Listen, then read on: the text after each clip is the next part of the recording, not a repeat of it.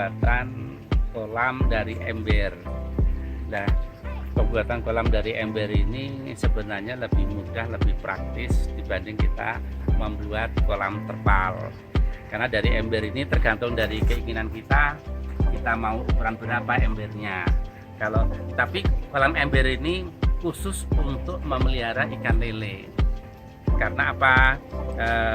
Ikan lele ini nanti akan kita buat bawahnya ikan lele, namun atasnya nanti kangkung. Nah, jadi di sini berarti kita dalam satu tempat kita sudah bisa menyediakan dua kebutuhan pangan kita. Ikan sebagai sumber protein, kemudian sayur, kangkung khususnya ini sebagai sumber vitamin dari sayuran. Kolam ember ini lebih mudah karena memang biayanya lebih murah, sangat-sangat murah. Cara pembuatannya, kita membeli ember seperti apa yang kita inginkan, kemudian kita lubang.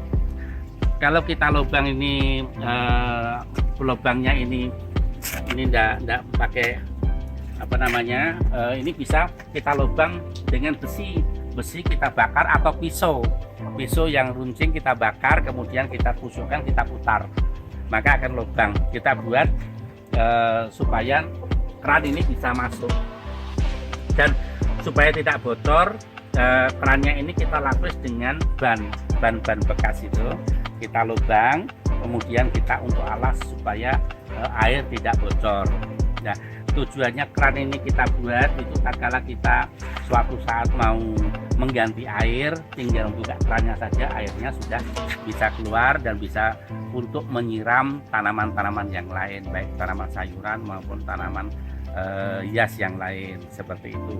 Nah, ini biayanya tidak mahal karena yang diperlukan hanya ember, kemudian keran, kemudian kawat, kemudian ini apa namanya itu, gelas plastik. Gelas plastik ini biasanya kalau kita beli minuman, misalnya kayak es, di kampung-kampung kan banyak buat es, nggak usah dibuang. Jadi ini bisa kita manfaatkan seperti ini, kita buat, kita tusuk kawat, kita bentuk seperti ini, cantolan. Kemudian ini nanti untuk media menanam kangkung seperti ini yang sudah ada. Ini sudah 3 hari kita semai, bawahnya kita arang. Ini caranya, bawahnya arang, kemudian atasnya tisu. Kalau tidak ada tisu ya bisa kapas. Terus kemudian nanti biji kangkung kita letakkan ya di atasnya. Ini akan berkecambah. Setelah berkecambah secara otomatis nanti dia akan mencari akar kangkung yang tumbuh ini, dia akan mencari pegangan sendiri secara otomatis. Nah, seperti ini contohnya. Jadi nanti ini kalau sudah 2 minggu berarti 14 hari. 14 hari ini kangkung ini sudah tingginya sudah sekitar 10 sampai 15 cm.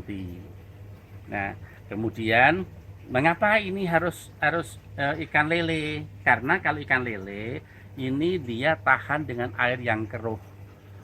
Sisa-sisa kotoran dia, sisa-sisa makanan dari pelet yang kita berikan, kemudian tidak habis dimakan, itu dia akan membusuk. Nah, membusuk, kemudian kotoran-kotoran ikan itu juga nanti akan menjadi keruh air itu. Nah, kalau ikan lele dia tahan air keruh. Nah, air keruh itu berarti banyak kandungan nutrisi yang dibutuhkan oleh tanaman.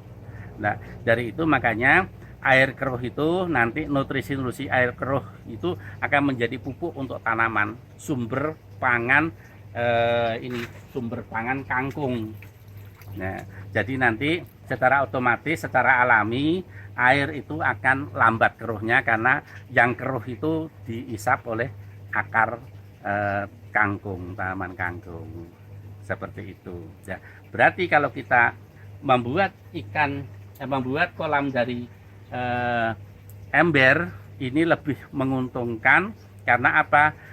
Biayanya murah, Ini kalau agak ember saja yang paling mahal, yang lainnya itu murah, bisa kita cari kawat pun bisa kita cari kawat bekas. Hanya beli ember sama beli kerannya saja. Nah, seperti itu. Nah, terus kemudian nanti baru kita tanam ikan lele. Bibit ikan lele mungkin bisa beli atau bisa meminta. Bisa. Terus kemudian hebatnya kalau kolam dari ember ini bisa kita pindahkan kemana saja sewaktu-waktu. 2 orang kiri kanan megang udah bisa kita pindahkan. Dan paling bagus lagi kalau kita memelihara di emper rumah atau di dalam ruangan kerja, mungkin di kantor desa atau di rumah mana tempat yang ada sedikit kosong, kita kasih taruh aja di situ ember untuk memelihara ikan lele plus ada tanaman kanggungnya. Nah, ini lebih praktis, lebih murah. Untuk Gitu. biaya pemeliharanya gimana? Pemeliharanya misalkan dikuras airnya atau apa sebulan sekali atau gimana? Betul sekali ya. Untuk airnya, kalau ikan lele ini karakter ikan lele ini justru malah suka air yang keruh. Berarti kita tidak perlu sering mengganti air karena justru air keruh itu ikan lele masih bertahan hidup. Terus kemudian sari-sari ikan lele itu kan kotorannya itu kan menjadi pupuk. Nah, pupuk itu diserap oleh akar kangkung. Berarti otomatis di situ yang kotor diserap untuk makanan kangkung, maka air itu akan cenderung lebih lamban untuk keruhnya. Nggak perlu dikuras-kuras ya? Tidak perlu dikuras-kuras. Paling tidak lah mungkin 2 bulan sekali. Ya 2 bulan sekali berarti udah panen. Udah panen. 2 bulan udah panen karena ikan lele ini 2 bulan setengah. 2 bulan setengah itu dia sudah kalau normal hidupnya ya dia sudah bisa dipanen. Jadi 1 kilo itu rata-rata 4 sampai 5 ekor.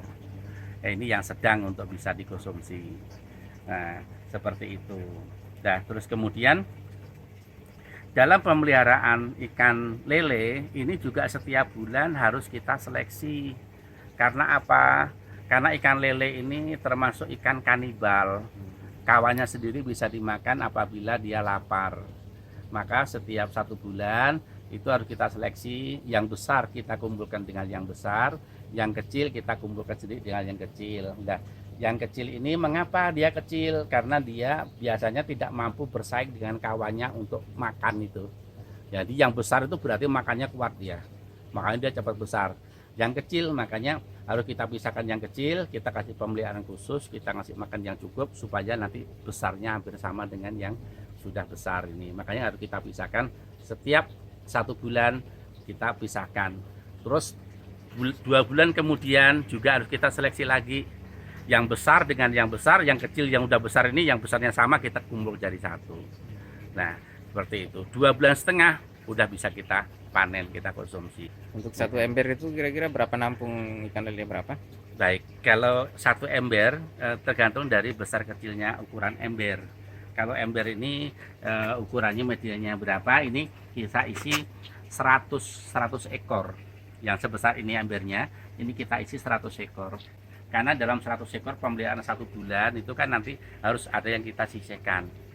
Nanti yang besar dengan yang besar kita ambil, kita kumpulkan besar dengan besar. Maka kita minimal harus menyediakan 2 ember. Tuh. Nah, ini kalau ikan lele ini memang cenderung harus pakai pelet pakan ikan. Nah, kalau di kampung ya memang agak susah, paling-paling sisa-sisa makanan yang bisa kita berikan, misalnya sisa makanan nasi yang sudah nggak kemakan, nah itu bisa kita umpankan. Kalau pakai daun-daunnya dia kurang, ikan lele dia kurang, ini nggak seperti ikan kaloi. Nah, ini mengapa medianya harus ada arang. Nah, arang ini kan ada 2 misi sebenarnya. Misi arang ini juga dia bisa menyerap bisa menjernihkan air. Misi yang kedua ini bisa untuk mengikat akar kangkung. Jadi yang media yang paling bagus memang harus arang. Ada beberapa fungsi arang ini, menjernihkan air, bisa mengikat akar tanaman sebagai media, kemudian nutrisi makanannya itu dari kotoran dan sisa-sisa makanan ikan lele. Baik, dengan memanjatkan puji dan syukur kehadirat Tuhan Yang Maha Esa, pada hari ini kita akan melakukan bibit lele di kolam ember. Mudah-mudahan bibit ini berkembang panen berhasil. Amin. Amin. Salam sehat. Sehat.